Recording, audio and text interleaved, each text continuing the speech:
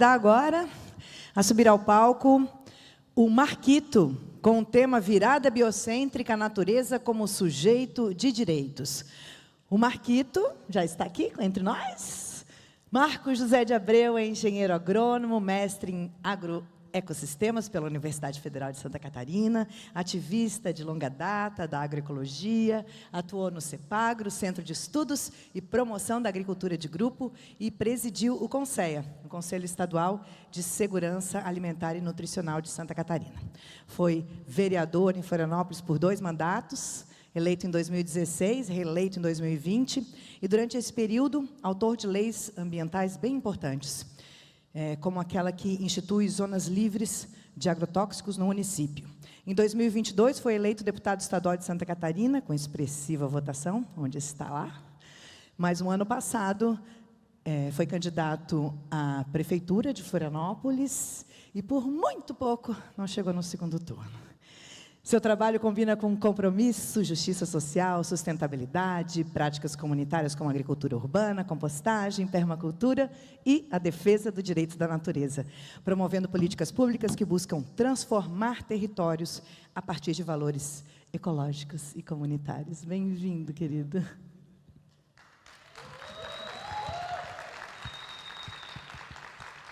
Meu prefeito.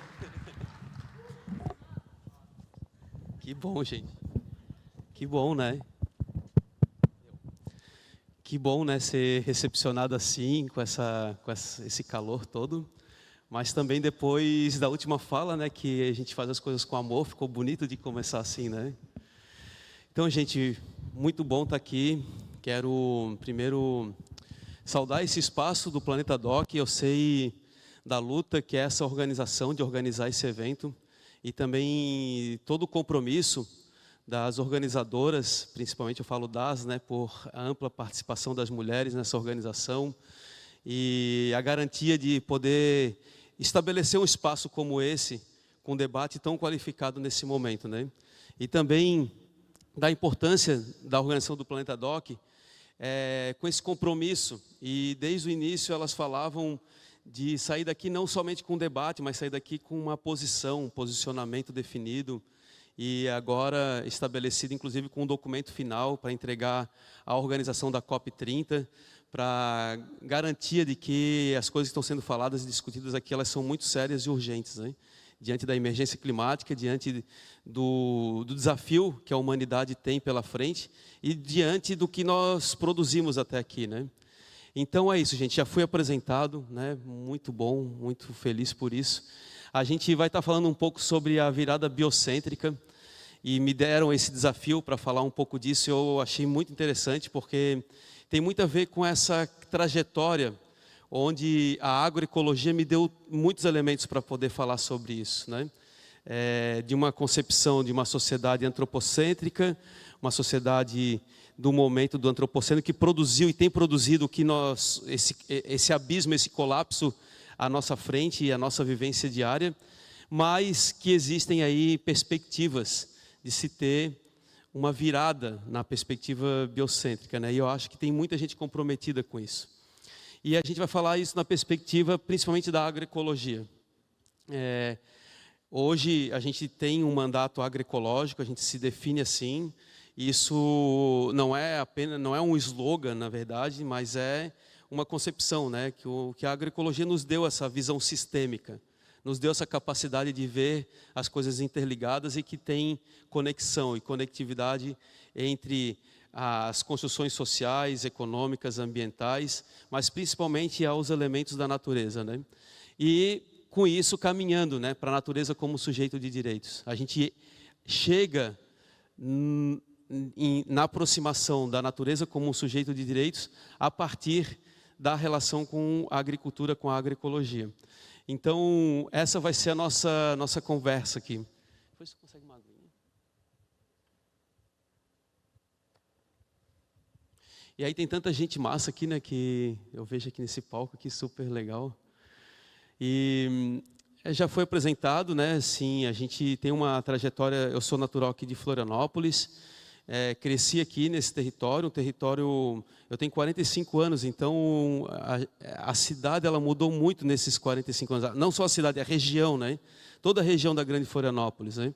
Ela mudou muito nesse conceito. Eu cresci num bairro que era rural e que ele rapidamente se transformou num bairro ultra urbano, assim. Até os meus 15 anos de idade, eu convivia com engenho de farinha na frente da minha casa, né? E numa realidade muito rural, assim, muito... por exemplo, não fazia sentido, nunca fez sentido para mim na infância, na adolescência, pegar uma casca de banana e jogar no lixo, né? Nunca foi o destino do resíduo orgânico ir para um lixo, para alguém levar e coletar. Sempre foi destino para mim levar em algum lugar para enterrar, para dar para uma galinha, para um bicho comer. Então, eu estou falando disso porque isso faz muito sentido a partir da visão de cidade que a gente vai construindo. Então, essa cidade também ela mudou muito e ela me trouxe alguns elementos. Me trouxe, por exemplo, a fazer agronomia na Universidade Federal de Santa Catarina, mas já com a visão de uma agronomia voltada para a questão ecológica, por conta da relação com a permacultura. Então, essa relação de fazer agronomia não na perspectiva produtivista e da produção, mas na perspectiva ecológica, fala muito sobre as outras ações que a gente depois vai desenvolvendo, né? E ela tem a ver também com essa virada biocêntrica, ela tem a ver com aquilo que a gente traz, aquilo que a gente aprende e aquilo que a gente vai incorporando com as nossas práticas diárias, né? E tem muito a ver, por exemplo, com a nossa concepção atual, né, da relação nossa com o alimento, com o caminho do alimento, com a produção de alimento, com a origem do alimento, e cada vez mais o quanto que a gente está deixando isso de lado, né? E aí eu vi algumas perspectivas falando sobre o investimento, né? O último encontro do Trump com o rei da Inglaterra, falando sobre o investimento em tecnologia e inteligência artificial. Foi o grande debate deles. E o quanto que a gente está caminhando para um futuro que não está falando sobre as respostas dos dilemas de uma sociedade. E está falando de como que essas grandes corporações vão acumular e vão concentrar capital em detrimento de qualquer coisa. E o quanto que a gente está se afastando também do próprio processo biológico e natural da vida. E como a gente tem produzido, né, uma sociedade e gerações que não tem mais uma relação com a natureza. E o quanto está sendo substituído por essas outras práticas. E aí eu ouvia um relato falando, olha, a gente pode conviver, mas não pode deixar de viver com algumas experiências, especialmente com contato com a natureza. Então eu falo isso para dizer que hoje eu sou essa pessoa que tem um pouco dessa concepção, porque as minhas infâncias, a infância, ela contribuiu muito para ter essa relação com a natureza e conseguir compreender essa relação com a natureza pelo cotidiano que era estar na natureza, em contato e convivendo com ela. E o quanto que ela se transformou, o quanto que a sociedade se transformou. E ela não tem parado de se transformar. Quem vive em Florianópolis sabe.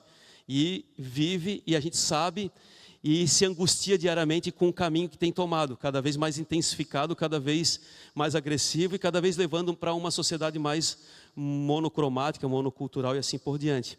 E perdendo essa concepção de uma sociedade que interage com o ambiente e com o meio, né?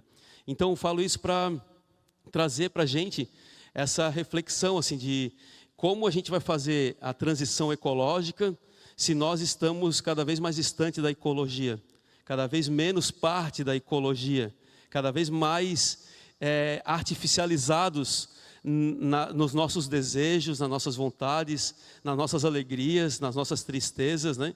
Como que a gente está cada vez mais artificializado para sentir coisas daquelas coisas que a gente sentia na relação com a natureza. Então, obviamente que estamos nos produzindo cada vez menos parte da natureza. E como que a gente vai superar esse dilema da transição ecológica se a gente não construir formatos, né? E falo isso porque a gente tem trabalhado muito sobre a primeira infância, por exemplo, lá na Assembleia Legislativa. A gente toca a frente parlamentar da primeira infância, tem um debate, e o principal debate hoje da primeira infância são as sensações, os sentimentos, as experiências, né? e o quanto que as crianças, a grande parte das crianças, não tem mais o direito de ter essas vivências e essas experiências com a natureza, na natureza. Então é fundamental retomar essa perspectiva da relação com a natureza para também conseguir produzir uma sociedade que vai ter condições de se compreender parte daquilo para poder fazer a transição ecológica, né? Senão vai ser uma transição ecológica muito burocrática no ponto de vista dos balanços, né? Os balanços energéticos, os balanços de carbono, os balanços de emissão, e pouco uma sociedade que supera, né, essa crise, essa emergência a partir das suas experiências, do seu cotidiano e da formulação de uma sociedade. Então é isso. Eu atuei muito assim como extensionista rural, no CEPAGRO Rural e Urbano, trabalhando com agricultura urbana, com compostagem nas cidades, com segurança alimentar e nutricional, com programas de acesso a uma alimentação adequada, com o direito humano à alimentação adequada. Então, desde a participação como presidente do Conselho Estadual de Segurança Alimentar e Nutricional, fazendo projeto lá na ponta, com jovens, crianças, adultos, grupos de mulheres em comunidades com hortas comunitárias, grupos de agricultores que produziam com veneno e saíam para a transição ecológica. O CEPAGRO me ensinou muito, trabalhei alguns anos no CEPAGRO, e depois essa coisa de que não somente bastava o fazer e construir perspectivas, mas também estar, né, interagindo e transformando isso em políticas públicas. Então, ocupando espaços de participação social e compreendendo esse espaço de participação social. Então, é legal falar disso porque nos constrói muito de onde estamos e quem somos a partir dessas vivências, desses cotidianos, né?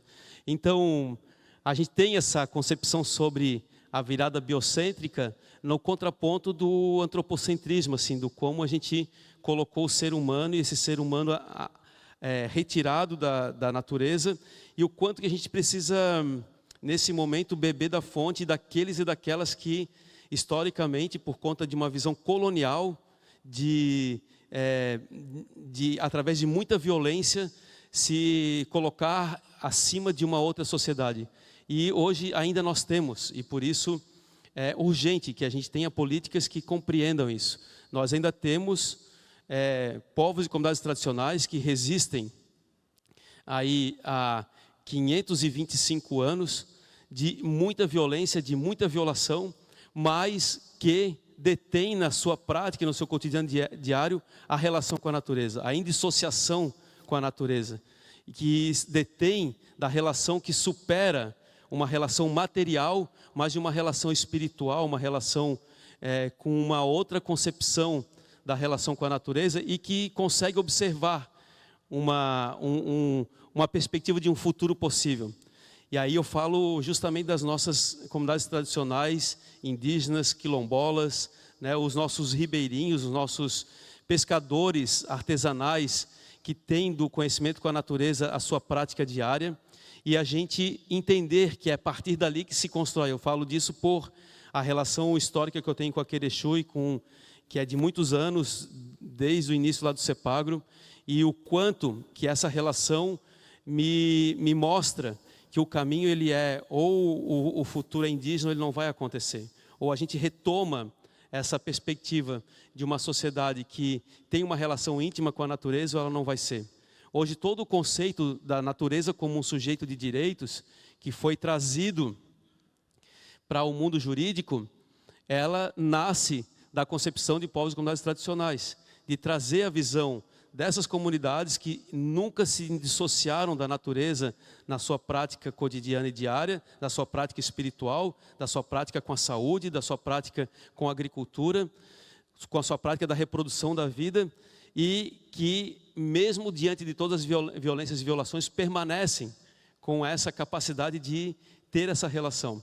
E isso foi trazido, né, para o mundo jurídico, onde constituiu uma concepção jurídica de dar à natureza uma atribuição jurídica ou legal, ou como um sujeito, já que ela não consegue falar, a nossa língua ocidental, colonial, não reconhece que aquilo ali, um rio, uma floresta, uma lagoa, um córrego, uma duna, é um sujeito de direitos. Ele está vivo e tem as suas experiências como sujeito. E a interação nossa com ele é a partir de sujeitos. E essa é uma concepção que a gente entende que para a virada biocêntrica é preciso retomar essa visão. E óbvio que o modelo ocidental, muitas vezes aquilo que a gente traz, especialmente com o avanço e aprofundamento do capitalismo, nos distanciou ainda mais dessa possibilidade de fazer uma transição biocêntrica, mas mais do que isso, nos colocar dentro e parte e como irmãos da própria natureza, da relação com a natureza. Então, essa é uma concepção fundamental. E aí a gente vê isso em algumas experiências nossas. Por exemplo, a experiência com a relação com as sementes. A relação de como se deu essa relação de experimentação nossa com a natureza. Alta série.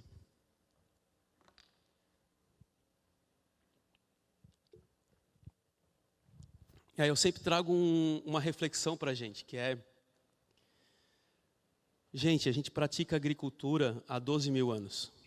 E ela não aconteceu algo espontâneo, assim, aconteceu por acontecer.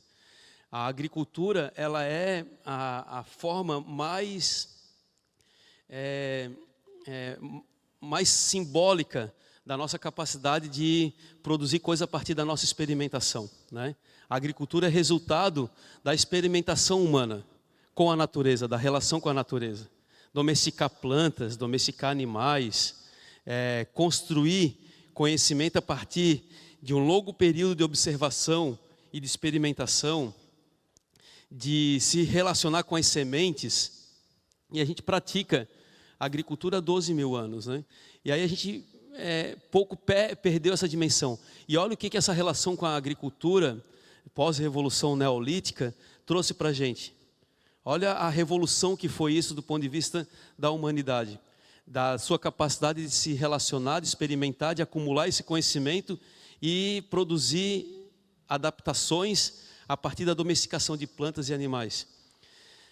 Isso não surge espontâneo, surge em vários momentos, em vários continentes, de acordo com a relação daqueles povos com aquele território, a relação daqueles povos, daqueles sujeitos com aqueles ambientes naturais que vão se modificando também, que foram se modificando e que foram sendo transferidos de região por região. Então imagina o caminho que, por exemplo, o milho não fez, né?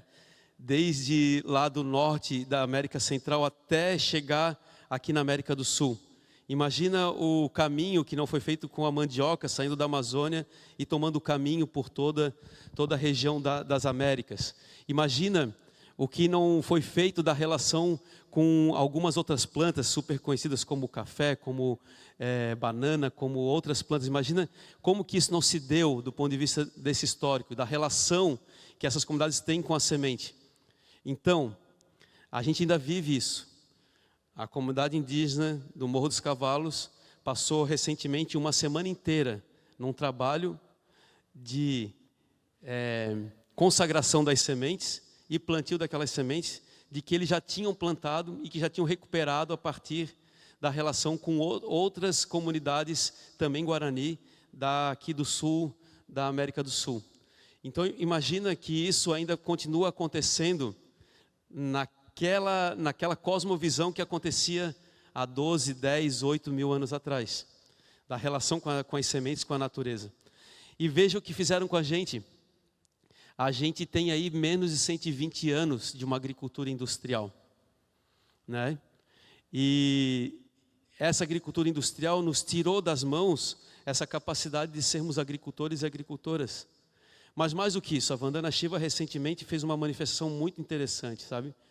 Como que a humanidade vai entregar o seu maior bem, que é o alimento, a comida, na mão de 5 grandes corporações do planeta? Como que a gente vai fazer isso? O que consequências serão isso, nos dará isso, né? E ela colocava isso. Então, é tudo muito recente se olhar no aspecto desse tempo do planeta, do tempo nosso da civilização e do tempo nosso da relação com a natureza. E aí que entra um pouco do desespero do que a gente está vivendo das emergências climáticas, né? Essa reflexão, ela é muito importante para a gente, porque ela também é uma reflexão da velocidade do tempo que a gente está vivendo. E do quanto que essa velocidade do tempo que a gente está vivendo também, ela contrapõe a velocidade do tempo da relação com a natureza. Então, realizar práticas agroecológicas, na nossa concepção, é realizar, sim, uma relação da transição para o biocentrismo. É, sim, nos colocarmos de novo nesse lugar da relação com a terra, com a natureza, com os ciclos da natureza, com o tempo biológico e não com outros tempos não biológicos. E essa é uma reflexão que a gente faz porque a gente consegue ainda ter um pouco dessa capacidade. Ao mesmo tempo, essas civilizações também passaram por momentos difíceis, por transformações. 12 mil anos tiveram algumas transformações nos próprios ambientes, né? E elas tiveram capacidade de adaptar por conta do tempo que tinha para fazer isso. O nosso tempo não biológico é outro. E o tempo biológico não acompanha os tempos da velocidade de um modelo, né, capitalista, de um modelo de concentração de capital, num modelo onde cada vez mais a gente vê o capital sendo acumulado para interesses de exploração da natureza, de destruição da natureza, e por isso é fundamental fazer essa compreensão sobre como fazer essa transição diante desse modelo que a gente está vivendo.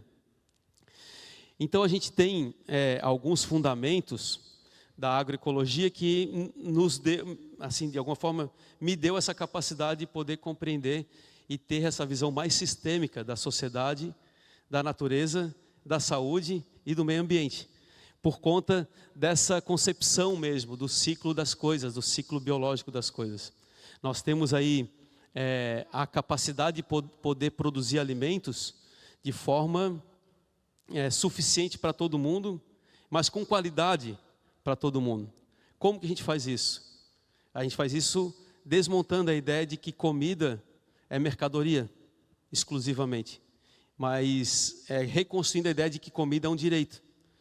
E isso se faz a partir de várias estruturas políticas públicas, se faz isso através de uma política agrária profunda, que pouco a gente tem falado sobre a política agrária do Brasil, que é desde a concentração de terras, de poder, de recursos, de dinheiro, de financiamento, até mesmo a capacidade de ter as sementes nas mãos para poder plantar, ou ter que sempre depender da indústria para poder ter semente. Então, a gente consegue olhar isso a partir dessa concepção. Mas mais do que isso, os movimentos, eu vou trazer aqui isso. Os movimentos que construíram, ou que trouxeram, ou que se levantaram para ir contra uma agricultura industrial química sintética, foram movimentos de contracultura naquele momento, onde grande parte do acúmulo de conhecimento pós-guerra, tanto em maquinário, quanto em química, quanto em produtos de adubação química, agrotóxicos, maquinários agrícolas, e a implementação profunda da monocultura, movimentos se levantaram. Movimentos esses que eram chamados de agriculturas alternativas. Aquela, no Brasil, chamou de Revolução Verde, assim como chamou em muitos lugares, onde tinham-se os pacotes, né, colocados para os agricultores melhorarem a sua produção agrícola. E que pacote era esse? Era financiamento no banco, era extensionista rural transferindo tecnologia e era acesso à tecnologia como insumos e maquinários. Esse levante das agriculturas alternativas se deu muito por grupos que tinham a concepção sobre a proteção do solo, e então surgiu no mundo vários movimentos, a agricultura orgânica nos Estados Unidos, a agricultura natural, mais no Japão, a agricultura biodinâmica, mais ali na Alemanha, a agricultura, a agroecologia, mais aqui na América Latina, a permacultura. E aí surgem vários movimentos de contracultura, movimentos de agricultura alternativa, se levantando falando, não, a gente não quer esse modelo, esse pacote, a gente vai permanecer resistindo e produzindo alimentos de forma com a relação com a natureza. E esses movimentos no Brasil, eles surgem ali na década de 60, 70 e conseguem a resistência até hoje. Inclusive, muitos movimentos sociais, eles surgem e têm um enfoque muito colocado sobre a reforma agrária e o acesso à terra. E hoje acumularam, por exemplo, o MST, na sua origem, ele não tinha esse debate tão profundo sobre a questão do modelo produtivo.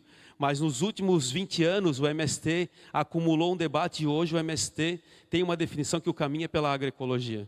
O MPA, a Via Campesina, e isso é resultado de um acúmulo também dos movimentos. Um movimento que contribui muito foi o movimento ligado a algumas igrejas, né?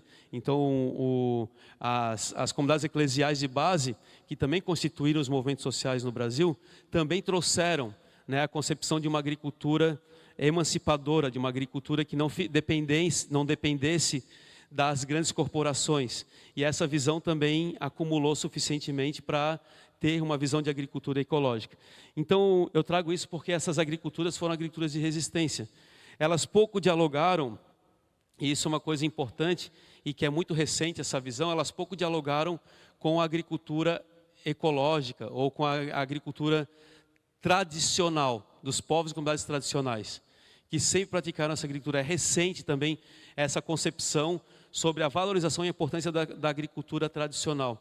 No movimento da agricultura alternativa, sempre teve essas visões, ainda assim colonialistas, de uma visão mais dos Estados Unidos, da Europa, da Ásia, como transferências de tecnologias e visão de tecnologia. Tanto é que a agroecologia na América Latina, ela surge muito dessa interação do conhecimento sobre controle biológico de pragas e doenças, controle do solo, com as experiências dos movimentos sociais. Por isso que a agroecologia ela traz um elemento fundamental, que é as relações sociais também na produção de alimentos. E esse é um grande salto, se comparado com a agricultura orgânica, a agricultura biológica, a agricultura natural, permacultura, que estão muito mais olhando para as técnicas de produção e menos para o social. Já a nossa experiência da América Latina, que produziu a agroecologia, ela traz a concepção sobre organização social, ela tem uma relação muito voltada com os movimentos sociais. Isso é importante, porque eu vou falar um pouco sobre o dilema de a gente construir uma sociedade biocêntrica, que ela precisa garantir elementos fundamentais que são as relações comunitárias, as relações de laços de confiança, a capacidade de superar problemas, não individualmente, mas superar problemas de forma coletiva, local e comunitária.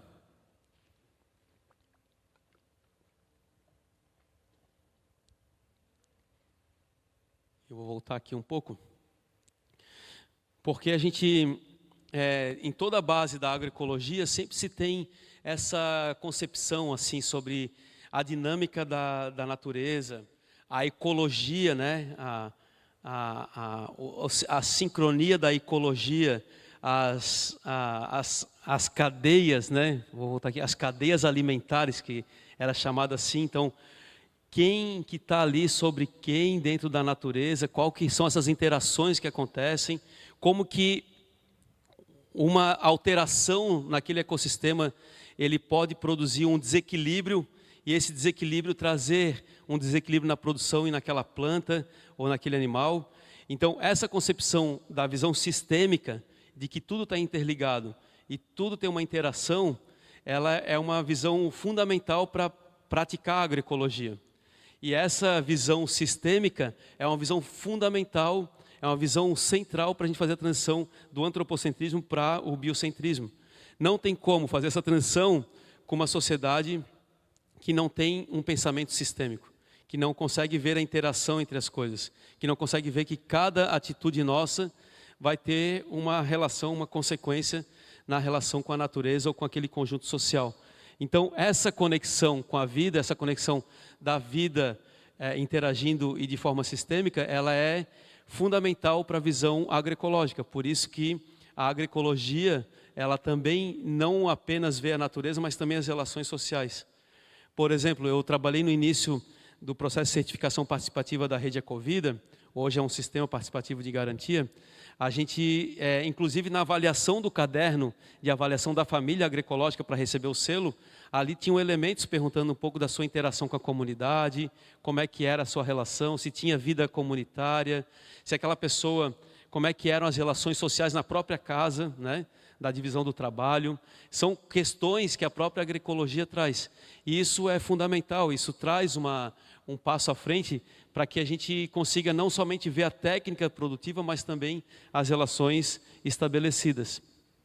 Depois, a agroecologia ou as agriculturas naturais, as agriculturas alternativas, elas estão sempre muito baseadas e pautadas na saúde do solo e na condição do solo, né? E se a gente olhar o quanto que isso tem de conhecimento tradicional, o quanto que isso tem dos povos comunidades tradicionais que tiveram uma interação tão forte com o solo, né? E se a gente for atrás ainda de informações super importantes que a gente tem, como por exemplo que a Amazônia não é uma floresta que surgiu, que foi da produção dela mesma, que ela é uma floresta plantada, né? E que tem vários indícios falando sobre isso, que é uma floresta resultante da interação de sociedades e civilizações com aquele território, e não duvido, porque as evidências são muito fortes em relação a isso, ela fala muito sobre isso, sobre a relação com o solo.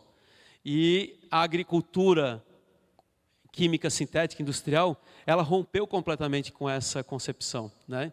Tem um livro, acho que até o próximo aqui, que é Um Testamento Agrícola, do Albert Howard, né? Que é um cara que era um inglês, né? Quando a Índia era colônia inglesa, foi levado para lá como se ele fosse o ministro da agricultura para desenvolver a agricultura indiana, e ele chegou lá e falou: cara, eles estão praticando a agricultura de forma super adensada, com alta produtividade há 5.000 anos, tudo baseado em ciclagem de nutrientes, tudo com conhecimento super milenar e tradicional. E ele estava indo para levar adubação química, ele estava indo para aplicar monoculturas. Então ele escreve esse livro, Um Testamento Agrícola, e esse livro ele abre mão daquela posição e questiona todo o modelo de adubação química sintética que estava sendo implementado através da Inglaterra no mundo inteiro. Então ele começa a questionar isso, falando: olha, a gente está criando cânceres no mundo. Quando a gente extrai alimentos do solo, esses alimentos, eles retiram do solo micro e macronutrientes, nitrogênio, fósforo, potássio, cromo, molibdênio, níquel, assim por diante, e a gente não retorna esses micro e macronutrientes para o solo novamente.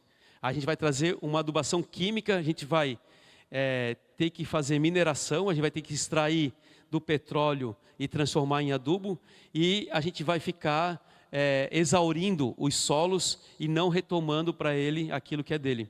E aí ele conhece, né, modelos de gestão e gerenciamento dos nutrientes, ou a ciclagem de nutrientes no próprio local, e sociedades que viviam com uma agricultura altamente intensa ou intensificada, com alta capacidade produtiva e que alimentavam civilizações historicamente. Então imagina, e ele se questiona disso. E esse livro é um livro muito interessante, porque ele traz um pouco dessa reflexão. Esse livro é como se fosse um dos documentos assim, mais importantes para as agriculturas alternativas naquela ocasião da década de 60, né? E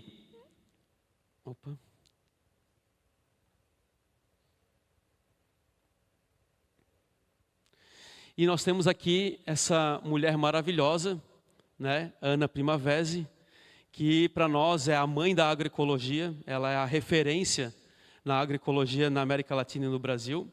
Uma mulher que dedicou sua vida a falar sobre a importância da proteção dos solos. Ela dedicou sua vida a falar da importância da agrobiodiversidade, e ela trouxe a concepção do solo como um organismo vivo, né? E essa é a concepção mais linda e mais poética, mais fundamental para produzir alimentos de forma saudável. E principalmente para a gente trazer a concepção de que a terra é uma mãe, a terra é nossa mãe, e que a terra é um organismo vivo, e que nós temos a concepção de Gaia como terra e organismo vivo. E a Ana Primavesi, nos seus livros, ela fala isso de forma linda, assim, maravilhosa, né? Com muito conhecimento técnico, de química, de física, de biologia, mas também com muita poesia e com muita relação de interação com esse solo. Então, a máxima da agricultura ecológica é: não tem como produzir planta saudável em solo que não seja saudável. E para ter solo saudável, precisa reconstruir matéria orgânica. Para reconstruir matéria orgânica, nós temos vários caminhos. Desde a adubação orgânica, através de composto, de esterco, através de plantas de cobertura, através de rodízio de plantas, através de plantios consorciados, através de incorporação de matéria orgânica no solo, mas nunca utilizando adubos químicos sintéticos solúveis, porque são sais, porque eles disponibilizam aqueles nutrientes, mas matam a vida do solo. Eles não dão condições suficientes para que a biologia do solo, a biodiversidade do solo, consiga produzir nutrientes suficientes para as plantas. E aí, quando ela faz isso com muita interatividade sobre a importância dessa vida do solo, ela traz muito conhecimento hoje. Todo o trabalho que é feito nos sistemas agroflorestais, né, eles falam muito sobre isso, sobre dar condições para o solo garantir as condições de vida daquelas plantas. E muito disso está colocado no que a Ana Primavera sempre trouxe para a gente, e sempre foi uma referência, especialmente aqui no sul do Brasil, para os movimentos sociais de agroecologia. É uma referência para o movimento das mulheres camponesas, e é uma referência para nós, né? Lá no nosso mandato, no gabinete, nós temos o banco de sementes Ana Primavera. Nosso espaço, né, do banco de sementes dentro do gabinete ganha o título dessa mulher que foi uma grande referência, Tem muito documento dela, se eu não me engano, a neta dela que administra hoje o legado dela, e é bem interessante procurar assim também. E por fim, uma grande mulher que fala sobre, que se levantou com a sua comunidade contra as monoculturas e contra a transgenia, na proteção das sementes tradicionais, das sementes crioulas, que é a Vandana Shiva, e que tem aí uma concepção super importante sobre o futuro da humanidade e a garantia das sementes na mão dos agricultores e camponeses e camponesas, né? A importância dessa concepção de ter as sementes como instrumento, um elemento fundamental.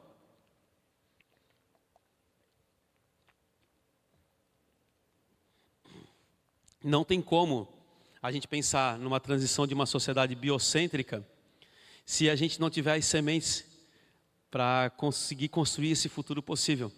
E as sementes, elas são desde o conhecimento até a materialidade das sementes mesmo. E não é à toa que essa visão está tão enraizada em religiões que valorizam o conhecimento tradicional. As religiões de matriz africana têm isso muito forte, a questão das sementes e a questão de o que elas significam e simbolizam, né?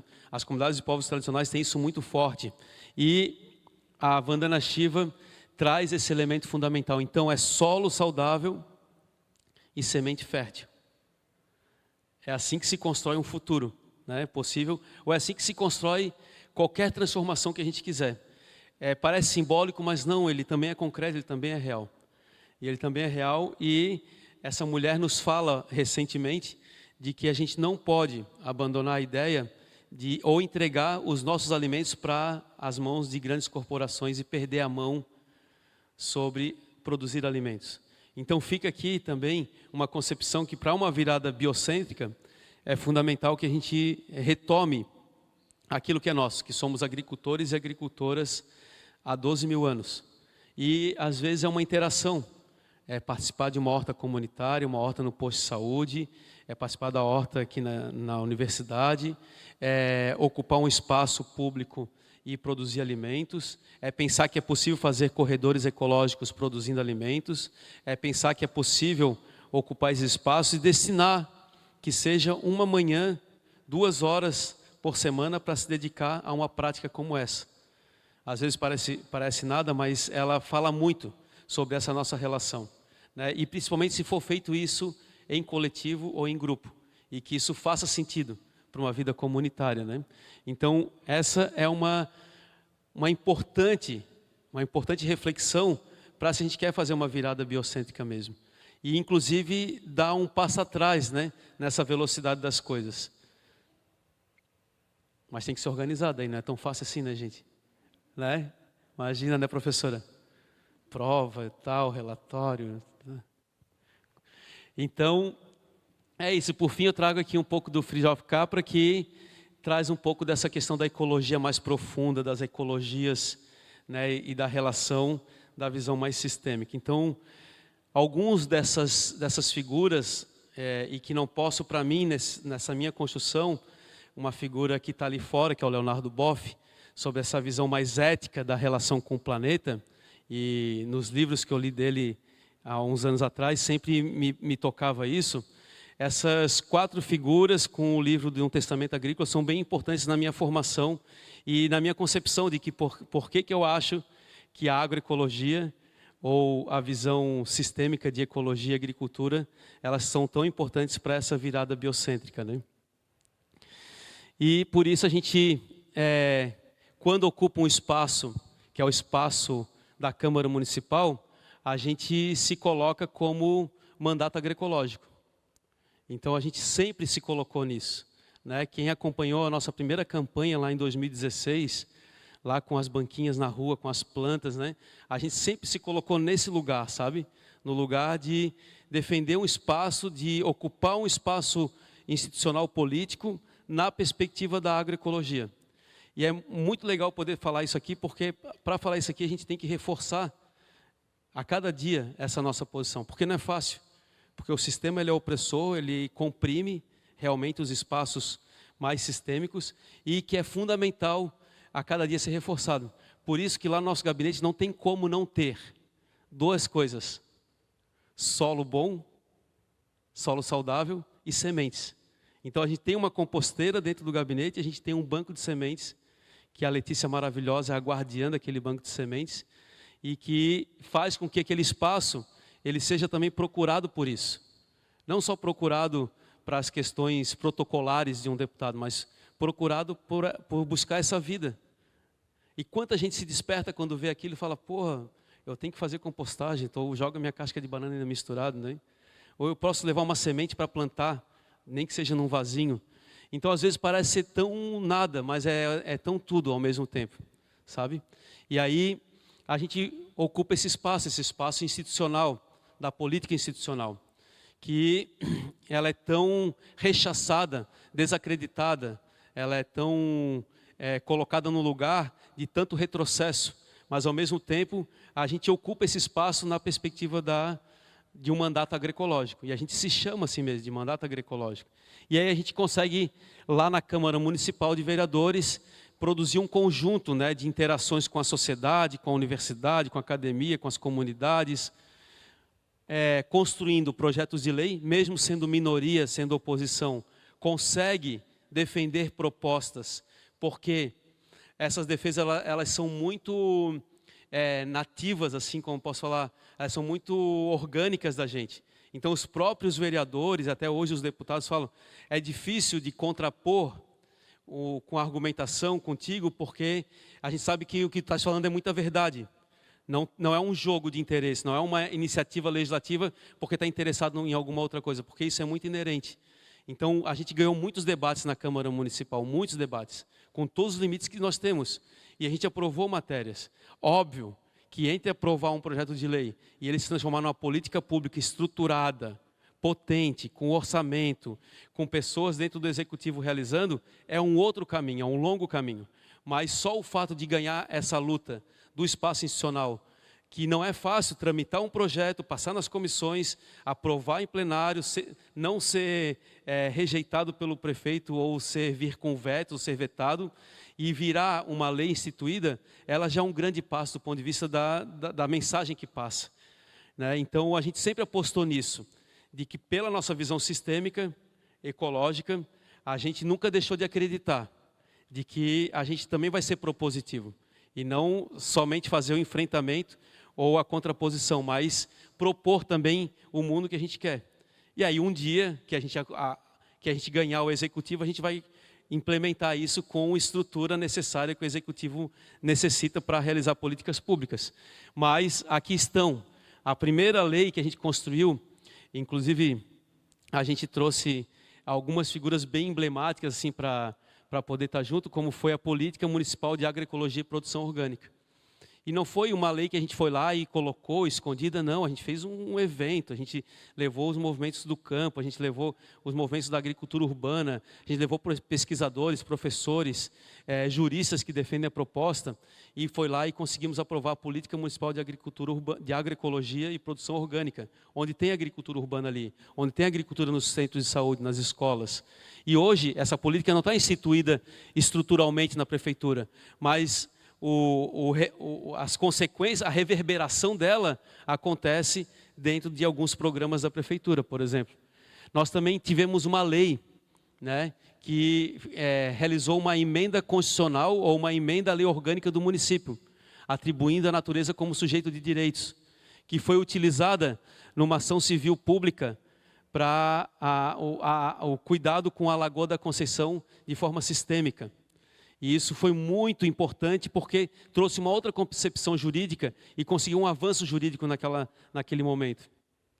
A gente aprovou a lei que tornou a Florianópolis zona livre de agrotóxicos. Não pode aplicar agrotóxico nem armazenar agrotóxico. Só que tem um problema. A lei dos agrotóxicos é uma. E a lei dos domes sanitários, de uso doméstico sanitário, é outra. Então hoje, tu não vai encontrar Roundup, mas tu vai encontrar um mata verde na agropecuária, que é o glifosato, não na formulação da lei dos agrotóxicos, mas na formulação que é vendido livremente. Então nós estamos, hoje as agropecuárias, os comércios vendem produtos não agrotóxicos, mas com as moléculas de agrotóxico. Então as moléculas de inseticida, de herbicida, estão nesses produtos já prontos para aplicar. E esse produto é o produto não agrotóxico, mas com essa brecha. E eu falo isso porque eles encontraram essa brecha mesmo. E ampliou muito o uso de produtos domissanitários e uso doméstico e sanitário, que vêm com moléculas de agrotóxicos, mas são livres da lei de agrotóxicos. Então, vejam como são muito rápidos, né? E hoje existe leis tentando tirar o nome agrotóxico, inclusive, né? É um esforço enorme que se estabelece. Nós também aprovamos a Lei Municipal da Compostagem, a Política de Fomento à Economia Solidária, a Lei Municipal que instituiu o Sistema de Segurança Alimentar e Nutricional em Florianópolis, a lei que transforma a pesca artesanal e a maricultura familiar de interesse social, econômico e ambiental, foi super importante também. A gente aprovou o Dia Municipal dos Defensores e Defensoras dos Direitos Humanos. A gente aprovou a lei que permite a produção de cerveja caseira em Florianópolis, independente do zoneamento. A política municipal para a população migrante, proteção às abelhas nativas sem ferrão e polinização urbana. A Semana Estadual do Alimento... essa aqui não. A garantia da assistência social durante a pandemia para a população migrante. Autoriza os restaurantes e estabelecimentos congêneros a obter pescados frescos diretamente dos pescadores, tirando os atravessadores. E aqui não entrou, mas a gente também aprovou uma lei que permite que as cozinhas solidárias e comunitárias podem entregar alimentos nas ruas de Florianópolis. Porque hoje eles assinaram um decreto para proibir, mas nós temos uma lei municipal, eles vão ter que derrubar a lei municipal que permite que essas cozinhas produzam alimentos apenas sem precisar ter a inspeção sanitária obrigatória de um estabelecimento de alimentos, mas como um equipamento de assistência social. Então, para eles quererem destruir o que estão querendo destruir agora, eles vão ter que derrubar essa lei. Ou então a gente vai ter que entrar na justiça garantindo que é permitido utilizar da lei para distribuir alimentos à população em geral, através de cozinhas comunitárias e solidárias. E agora, como deputado estadual, a gente aprovou o programa de estímulo à implementação de cozinhas comunitárias e solidárias, é uma política estadual. Tenho conversado com a secretária de Assistência Social para a gente avançar nesse processo. Dia 16 de outubro é o Dia Mundial da Alimentação. Nós faremos um evento muito interessante sobre o direito humano à alimentação adequada. A gente também aprovou a Semana Estadual da Justiça Social, o Dia Estadual da Abertura da Safra da Tainha, o Dia Estadual do Orgulho Autista, a Semana Estadual do Alimento Orgânico e da Agroecologia e a Semana Estadual do Hip Hop. E também o Dia Estadual da Promoção da Cultura Oceânica e o dos direitos dos oceanos como organismos vivos, e Maio Furtacor, data alusiva ao cuidado e promoção à saúde mental materna, e a lei que permite a aquisição de pinhão para alimentação escolar. A gente tem o programa do Alesc Sustentável, que é um programa sendo implementado dentro da Assembleia Legislativa com várias ações e agendas, e a gente finaliza aqui a fala sobre essa virada biocêntrica. Ela passa por essa relação com a natureza a partir de uma perspectiva sistêmica. E para isso, esse instrumento que é a agroecologia é um instrumento muito importante para fazer essas reflexões necessárias e encontrar caminhos necessários. Eu finalizo aqui, meu tempo acabou, agradeço profundamente e até a próxima.